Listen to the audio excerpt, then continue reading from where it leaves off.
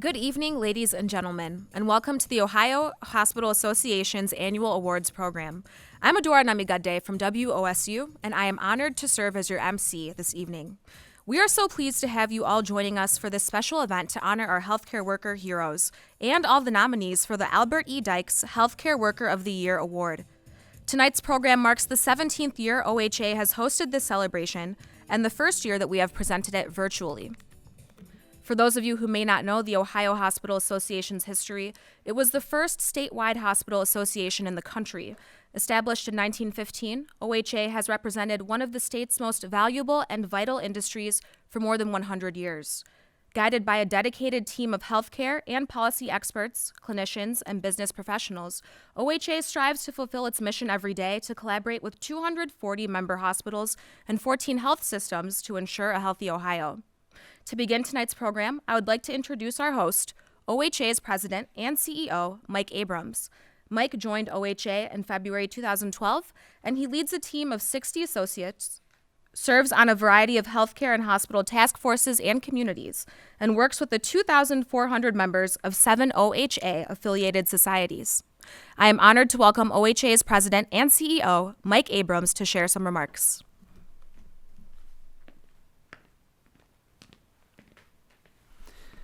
Thank you, Adora. We're so delighted that you could be with us this evening. And thank you to our friends at WOSU for being willing to make this event possible.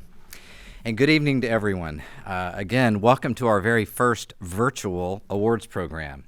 On behalf of OHA and our Board of Trustees, thank you for joining us for this special evening of recognition. This celebration is always a highlight of the OHA year, and now more than ever, we're so grateful for this opportunity to salute our healthcare heroes. These certainly are unprecedented times, and the COVID pandemic has created many challenges in nearly every facet of our lives. In our own home, our son Thomas he finished his junior year at University of Dayton in our basement and started his senior year this week, also remotely, at least for the first week at UD.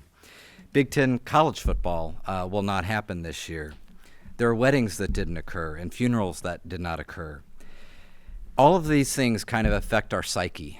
However, one thing that has never wavered is the willingness of our frontline healthcare heroes to fight every day to protect and preserve the health of our communities. Our frontline healthcare heroes have given so willingly and sacrificed so much in the battle against COVID, and their strength and perseverance inspire us. Around the country, this pandemic has cost the lives of 920 healthcare workers, 3 of them here in Ohio.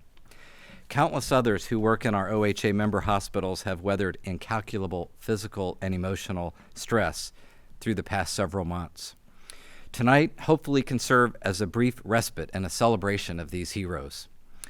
This year's nominees for Healthcare Worker of the Year have achieved so much in their careers. They represent diverse roles within Ohio hospitals, but they share a sense of service and dedication to caring for our families, our friends, and our neighbors. We're proud to celebrate all of you. As I read through the profiles of our nominees, I'm overwhelmed by the contributions and achievement of these remarkable people. OHA's mission, as Adora said, is to collaborate with member hospitals and health systems to ensure a healthy Ohio. The work you do every day gives life to those words and allows us to pursue our mission with vigor. As the leaders of Ohio's healthcare delivery system, we're faced with enormous responsibilities, but through the passion for healthcare and our empathy for patients, we're making a remarkable difference.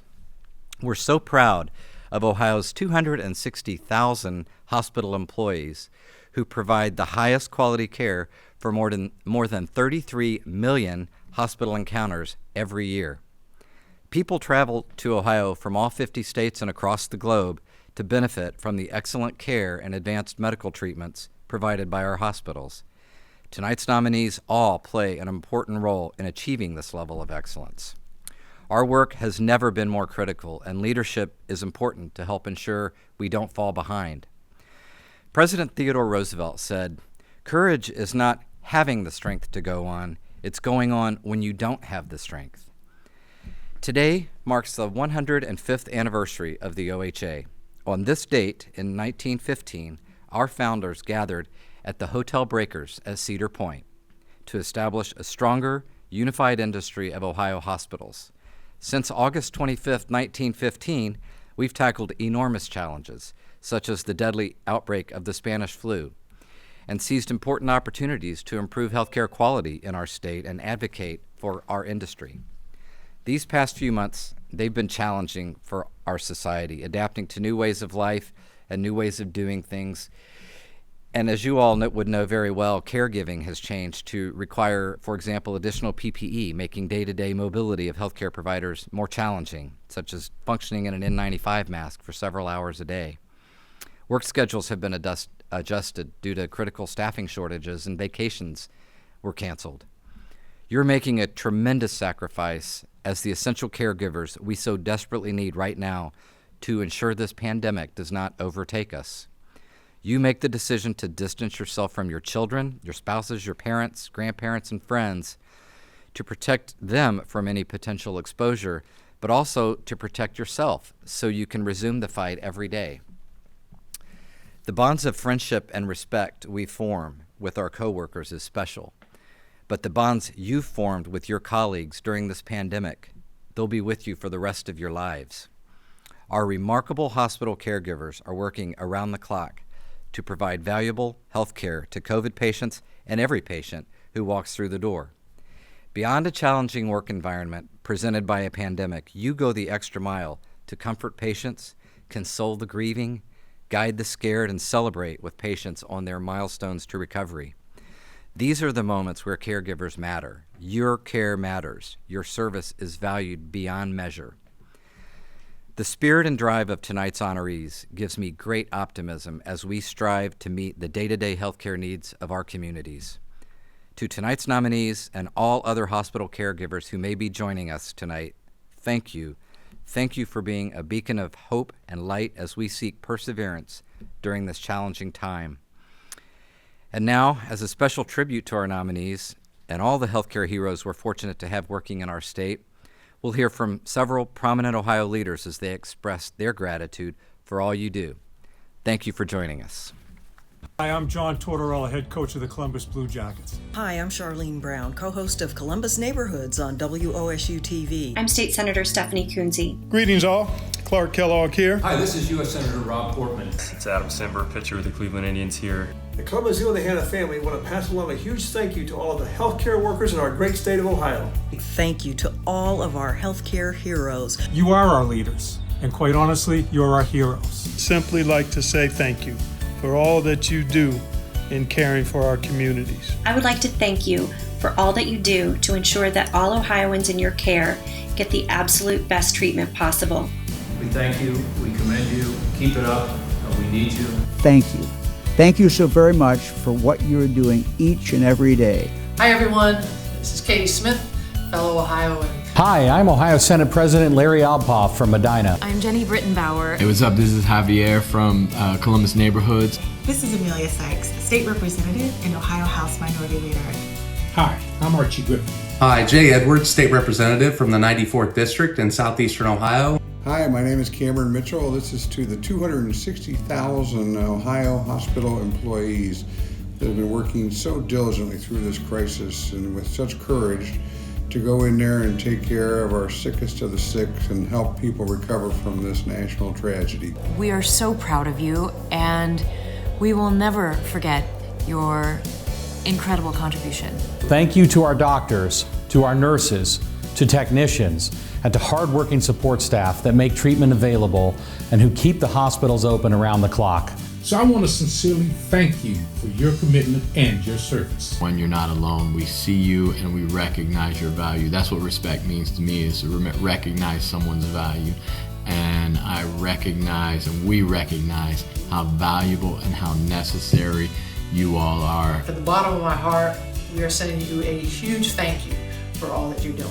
And thank all of the hospitals, their workers, employees, and staff for everything they do for us 365 days a year to keep us safe. Your commitment, your expertise, your faithfulness, your sacrifice, your service is not only essential, but it's inspiring, invaluable, and appreciated. I know this is a very odd and unusual time, but it gives everyone assurance to know people like you exist and that you're always going to be there for us.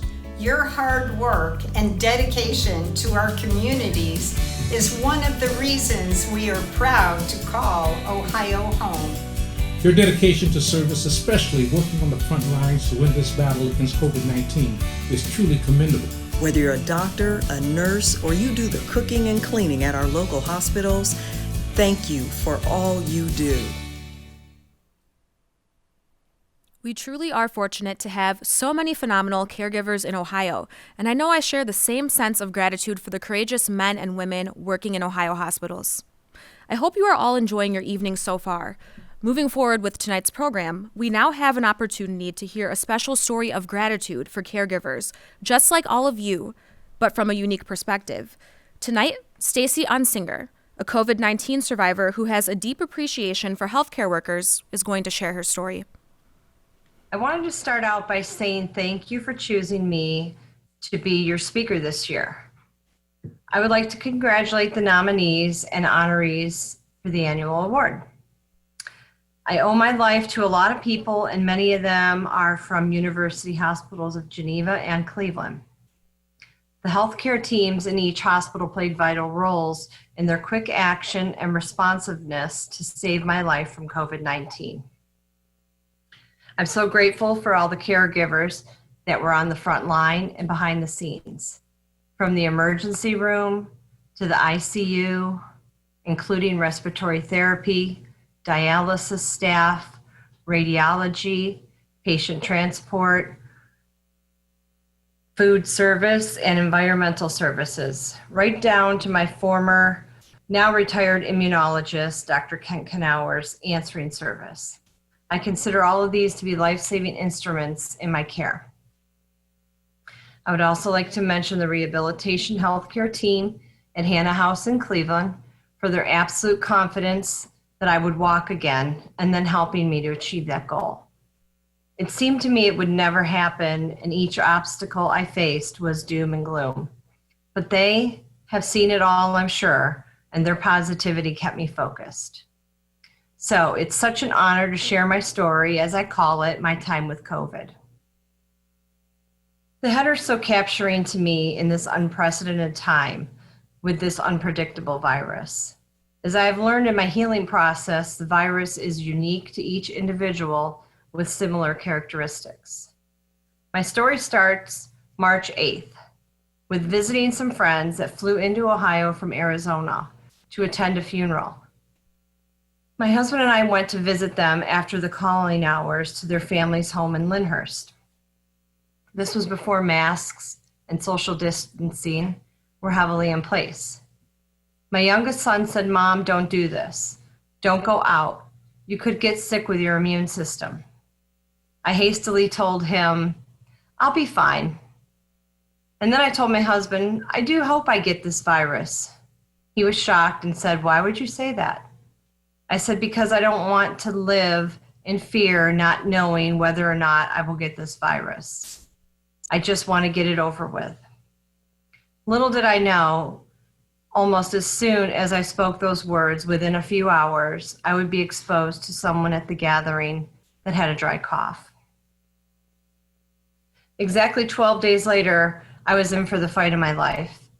I was waiting for my husband to come home from work when I became suddenly hot. It was an unusual hotness, and I went to take my temperature. It was 100.3 and climbing. I was starting to get a dry cough, which wasn't unusual for me, as I had been in remission from pulmonary sarcoidosis the last 3 years, and I had seasonal allergies. Once my husband got home and the temperature began climbing, higher now at 101.5, we knew something was really wrong. I felt like I was drowning in my chest. We began calling the CDC, which referred us to our primary care doctor, then referred us back to the CDC. It was advised not just to walk into an emergency room at that time. We spent 2 hours trying to find out how I could be seen and treated in an emergency room, when I decided to call my immunologist's office knowing that he had an answering service. The lady on the other end of the line quickly triaged us to the CDC, who then called the emergency room and made plans for my husband to drop me off at the ambulance bay. I didn't know that was the last time I would see my husband for 2.5 months. I was diagnosed with double lobe pneumonia and admitted to the hospital for 2 days for treatment while I waited for the test result to come back. The result was positive for COVID-19. That afternoon, while still admitted to Geneva Hospital, my oxygen levels were dropping rapidly. The nurses told me I may have to go on a ventilator. At that point, I don't remember very much, except I told my niece to please make sure that people knew this virus was real and to get prayer for me. I never spoke to my husband or family again until I woke up 2 weeks later, alive. I recall very little of the beginning of my downward spiral, headed to the ICU to be intubated. I came into University Hospital's Cleveland COVID unit at the insistence of Dr. Goll, the surgeon at Geneva Hospital. I was unconscious and very sick. I believe it was the grace of God and Dr. Goll's efforts that I'm alive today. After I was well enough to be taken off the ventilator 2 weeks later, the first person I thought maybe could be real was the respiratory therapist that extubated me the day I woke up. Keeping in mind, I had no idea where I was or why. In my mind, I thought I had been kidnapped, especially with the masked individuals coming in and looking at me as I lay there unable to move my body. I was sure I was kidnapped. I was alone with no family, and I didn't understand why my husband wasn't looking for me. The first memory I have was of a masked man saying, "Hi, I'm Gary from Perry." He looked at me with his piercing blue eyes. They were the only thing I saw besides the masks and the shields that made him seem human and kind. I remember him saying to me, "Where are your favorite places to eat?" And I thought in my mind, if I'm kidnapped, I'm not going to answer this person's questions. And I closed my eyes and turned my head. The only thing I could move at the time. Then I thought, if there's a chance this person's real, I'm going to name a restaurant in Perry. If that is truly where he is from, and if he knows the restaurant, I'll know he's a real person and not a captor. I said quietly with my eyes closed and his back to me, "Sammy Case." I'll never forget he said, "Okay, Stacy, when you are well and recovered, I'm going to take you and your husband there to dinner." I said, "Okay, fine, we'll see about that." Still questioning in my mind if this was real, and how did he know my name, and how did he know that I had a husband? So the time came and went for me, and every time Gary came in the room, he announced himself as Gary from Perry. And my confidence slowly started to believe that maybe I was really in the hospital, but I still didn't know why or understood how I got there. I was then moved around quite a bit in different areas of the hospital as I was recovering and facing many more challenges with COVID-19. For one, I had severe delirium. I couldn't project my voice to talk, and the doctors thought I had a stroke. Next, I found out I was on dialysis for kidney failure, and each treatment had me blacking out. When I finally realized the truth of my situation and was able to talk better, I screamed, "I did not have a stroke, and I'm not going to be on dialysis." Apparently, this reaction had the doctors concerned, and they called my husband to ask about mental health issues. My husband said, "No mental health issues," and he smiled with tears in his eyes and said, "She's back. My wife is back. Thank God." I recall the day my husband had dropped my phone off to me. It felt like 100 pounds when I held it. I still wasn't able to move my body or my arms. I went on Facebook and I saw a friend request from Gary, and my memories came flooding back to me, and I couldn't believe the man behind the mask with the kind blue eyes was a real person and not a dream. And this is Gary from Perry, I said, and he said, yes, it is, and I'm real. I can't begin to say how relieved I was to know that another human being went out on a limb to ease my fears, to be kind to me. He even made me laugh a little inside, as hard as laughter was at the time. He made me feel safe, and there is nothing that I can be more grateful for than the feeling of being secure in such a vulnerable time in my life. The healthcare worker went out of his way to make me feel a human connection at the time in my life I felt scared and uncertain. Many more individuals that took care of me touched my heart in ways I will never forget. Some nurses prayed with me at night when they put me to bed. Another individual I recall was a nurse's aide named Ricardo that knew how to position me on my side. He would go out of his way at shift change to show the next aide how I like to be positioned. To some people, this seems small, but to me, that meant the world to have some sort of comfort when I was so helpless.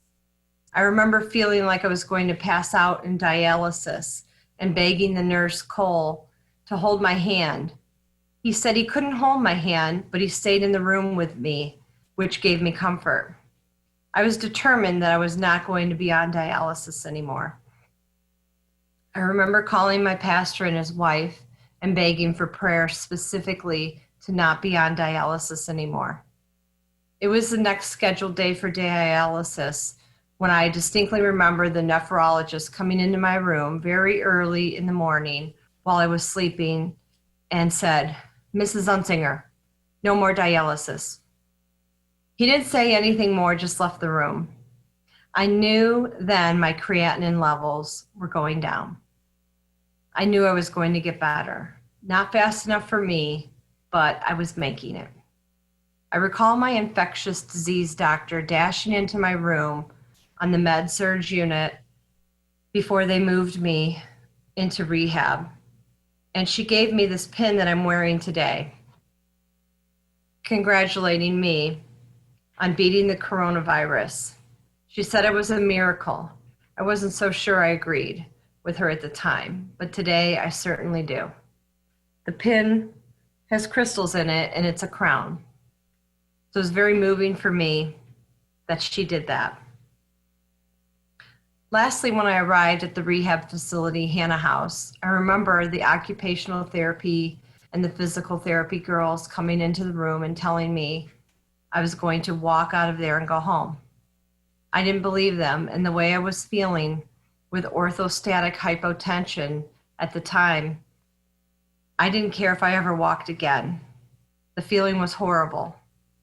But soon the reality of going home and seeing my family and dogs again was getting closer, and the words of the nurses and therapists and my extremely pushy social worker, Mindy, rang true. I say that with love about my social worker because she would not take no for an answer, and I thank God for her. I was starting to walk again without fainting. Although I went home with using a walker, it wasn't long before I threw the walker to the curb during home care, and eventually I was able to drive myself to outpatient physical therapy. I would like to mention the compassion given to me from my primary doctor, Dr. Jerry Bell. He called to check on my husband often.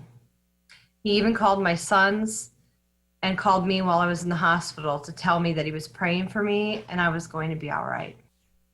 The amount of gratitude I have for all people involved in my care during my time with COVID cannot even begin to be expressed in this speech.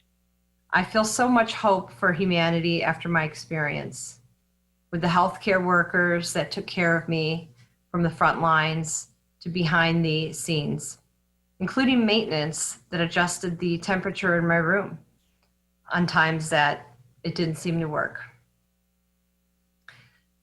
Everyone is a hero to me, and I thank you. My husband Lee thanks you. My dad, my sons thank you. I wish you all continued success in your chosen careers. I believe Ohio has an excellent hospital system with amazing, compassionate healthcare workers, and I'm thankful to live in this state. In closing, I leave you with this. Every time I thank someone for taking care of me, from the littlest thing to the biggest things, and when I apologize that they had to work through this pandemic and put themselves and their families at risk, almost every one of them said to me, "It's what we signed up for." And yes, my husband and I did have dinner with Gary from Perry. I'm still recovering and I'm going to be okay. To the wonderful care I received so many blessings, and I just want to say again, thank you. And thank you to our great God that makes all things work together for our good. Thank you, Stacy, for sharing your incredible journey of resilience and faith and prayer, and we wish you all the best as you continue your journey of recovery. Now we are going to take time to recognize our 60 nominees who were nominated by their hospitals for this year's recognition. This year's honorees comprise years of service and leadership. We are honored to celebrate your accomplishments. This year's nominees for the Albert E. Dyckes Health Care Worker of the Year Award are Ed Bastian, Atrium Medical Center; Jonas Sykes, Altman Hospital; Kimberly Masters, Altman Orville Hospital; Jane Wood, Avita Health System; Tina Ronimus, Blanchard Valley Hospital; Monica Nelson, Cleveland Clinic Akron General Stowe Health and Wellness Center; Mark Lancaster, Cleveland Clinic Union Hospital; Rebecca Weaver, Community Hospitals and Wellness Centers; Joe Fuller, Diley Ridge Medical Center; Tina Anderson, Fairfield Medical Center; Kelly Schaefer, Fisher Titus Medical Center; Celeste White, Fort Hamilton Hospital; Tara Powell, Grandview Medical Center; Mendy Williams, Green Memorial Hospital; Sherry Keebler, Holzer Health System; Lisa Retger, Joint Township District Memorial Hospital; Joanne Bambommer, Kettering Medical Center; Christine White, Knox Community Hospital; Melissa Loop, Lake Health Tri-Point Medical Center; Victoria Lennon, Licking Memorial Hospital; Doug LaRue, Lima Memorial; Regina Morris, Memorial Hospital; Michelle Ashman, Mercer Health; Shauna Straub, Mercy Health Anderson Hospital; Brittany Glover, Mercy Health Clermont Hospital; Christopher Williams, Mercy Health Defiance Hospital; Sister Sharon Weedmar, Mercy Health Fairfield Hospital; Lindsay Paul, Mercy Health St. Rita's Medical Center; Karen Wood, Mercy Health Tiffin Hospital; Clarence Smith, Mercy Health Willard Hospital; Catherine Wes Kobnick, Mercy Health Lorraine Hospital; Ora Lee Mackliner, Mercy Health St. Vincent Hospital and Mercy Health Children's Hospital; Heather Price, Miami Valley Hospital; Prue Hudson, Mount Carmel East; Karen LeBlanc, Mount Carmel Grove City; Rachel Dosh, Ohio Health Burger Hospital; Amy Tracy, Ohio Health Doctors Hospital; Abby Evans, Ohio Health Dublin Methodist Hospital; Josh Hagler, Ohio Health Grady Memorial Hospital; Heather McCary, Ohio Health Grant Medical Center; Mike Hintersheed, Ohio Health Grove City Methodist Hospital; Tamara Cole, Ohio Health Mansfield Hospital; Mercy Orvu Warrior, Ohio Health Marion General Hospital; Barbara McKee, Ohio Health O'Blennis Hospital; Parnell Pollard, Ohio Health Riverside Methodist Hospital; Teresa Roth, Ohio Health Shelby Hospital; Heidi Sines, Soin Medical Center; Leslie Duerfler, Southeastern Ohio Regional Medical Center; Don Groff, Southview Medical Center; Melissa Kukela, St. Luke's Hospital; Catherine Kopinski, St. Vincent Charity Medical Center; Rachel Albert, Sycamore Medical Center; Jackie Shelley, the Bellevue Hospital; Thomas Sturitz, the Christ Hospital Health Network; Tina Mayberry, Troy Hospital; Erica Hosey, University Hospital's Ahuja Medical Center. Roseanne Hounts, University of Cincinnati Medical Center. Juanita Nickamp, Upper Valley Medical Center. Kay Scott, Westchester Hospital. Angela Barfield, Wilson Health. Congratulations, nominees, and thank you for your service. Tonight is about honoring the nominees of the annual Health Care Worker of the Year Award. And these amazing professionals have made remarkable contributions to healthcare in the state. The total years of service among this year's 60 nominees is astounding, and when you add all their years of service together, it totals about 1,437 years. And now joining us this evening as we take a closer look at our nominees and their years of service is OHA's Board of Trustees Chair, Ed Roth. He is the president and CEO of Altman Health Foundation. Thank you, Adora, and good evening, everyone. I'm honored to be with you this evening to represent the Ohio Hospital Association Board of Trustees. This year's 60 nominees have had distinguished careers and have set a high bar for leadership and excellence in their respective hospitals. They stand tallest amongst all the 260,000 healthcare workers in Ohio.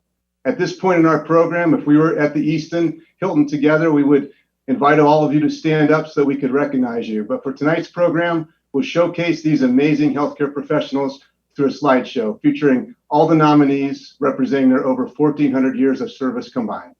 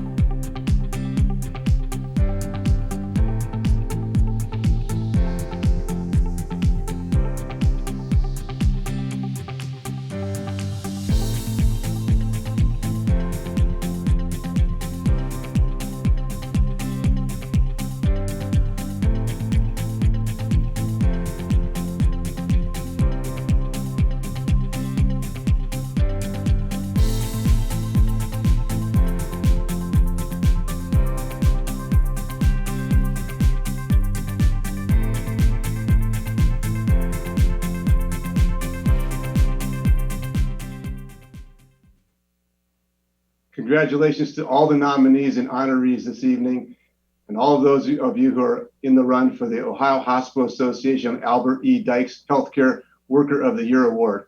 Thank you for all you do for your patients, for your hospitals, and your communities. Thank you, Mr. Roth. That was truly a wonderful showcase of tonight's nominees. If you would like to learn more about each of the nominees, OHA has featured all of the nominees on its Facebook page and at its website. That link is ohiohospitals.org. We invite you to visit these sites and learn more about these deserving individuals.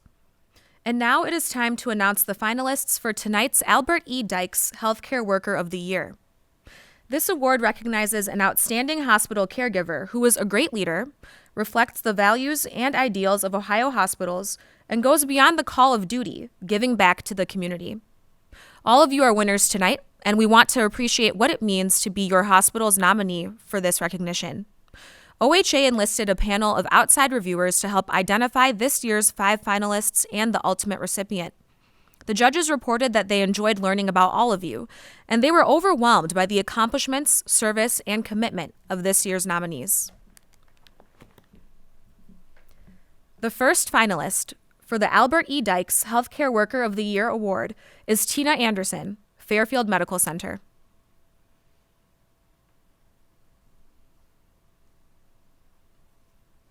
Tina Anderson has served the Fairfield medical community as a dedicated healthcare worker for over 38 years. Tina carries a brightness with her as she manages Fairfield Medical Center's urgent care, occupational health, employee health and wellness programs, and various community programs. Despite facing health challenges of her own last year, Tina maintained her encouraging and positive nature, continuing to lead her team and to transform the organization. As a cultural advocate, Tina works tirelessly to provide exceptional care and experiences from the heart to her patients, staff, and community members. Through her dedication, she truly makes a difference in the lives of others. Please join me in congratulating Tina Anderson, Fairfield Medical Center. The second finalist for the Albert E. Dyckes Health Care Worker of the Year Award is Sherry Keebler from Holzer Health System. Sherry is the Executive Director of Laboratory Services of Holzer Health System, and she is the definition of contribution. According to her nomination, she is changing the healthcare landscape, and she offers an indisputable positive character, mindset, and outlook for the health of the community. As the leader of laboratory services, she manages 18 locations that span 6 counties and 2 states. Her staff, the management team, and the executive team see her as a knowledgeable mentor who is always willing to coach, advise, and offer assistance. Additionally, one of Sherry's most significant accomplishments includes her innovation and oversight of a freestanding emergency department in Meigs County. Please join me in congratulating Sherry Keebler, Holzer Health System. The third finalist for the Albert E. Dyckes Health Care Worker of the Year is Shauna Straub from Mercy Health Anderson Hospital. Shauna Straub is a nurse manager in the Family Birthing Center at Mercy Health. She is a true servant leader who models Mercy Health's core values, and she supports her team to treat patients to the best of their ability. Shauna is instrumental in many local, regional, and national initiatives to improve the health of moms and babies, and her achievements earned her the Anderson Hospital's 2018 Nurse Exemplar Transformational Leadership Award and the Daisy Award at Mercy Health. Shauna is also responsible for expanding the Birthing Center's partnership with Harleys Against Heroin. That's a nonprofit organization that raises funds to help care for babies with neonatal abstinence syndrome. Please join me in congratulating Shauna Straub from Mercy Health and Anderson Hospital. The fourth finalist for Albert E. Dyckes Healthcare Worker of the Year is Kelly Schaefer from Fisher Titus Medical Center. Kelly Schaefer's 30-year career at Fisher Titus Medical Center involves dedication to nursing excellence. Kelly provides exceptional care to her patients, a calming presence to their families, and mentorship to her peers through exceptional leadership and support. She is a masterful leader through her empowerment and training of new critical care nurses in the emergency department and the intensive care unit. Through her hard work, Kelly has been recognized with Fisher Titus's first Nurse Excellence Award in 2015. Additionally, Kelly proudly supports her community through her position on the board of her local churches for medical training, such as choking protocol, dressing, bleeding control, and more. Please join me in congratulating Kelly Schaefer, Fisher Titus Medical Center. And the fifth finalist for Albert E. Dyckes Healthcare Worker of the Year is Jonas Sykes from Altman Hospital. Jonas Sykes has served the patients of critical care units at Altman Hospital since 1988. His compassion and clinical excellence propelled him into a leadership track that has included roles as a team leader, therapy department head, and most recently, therapy department director. Jonas is a well-respected member of the interdisciplinary team, and his passion for improving clinical care and living Altman's mission of leading our community to improved health is evident in his contributions, both within the healthcare delivery system and in his community. Please join me in congratulating Jonas Sykes from Altman Hospital. We appreciate your service and leadership in healthcare. And now the moment that we've all been waiting for. We are excited to announce the recipient of OHA's 2020 Albert E. Dyckes Healthcare Worker of the Year Award. And this year's nominee is Sherry Keebler from Holzer Health System.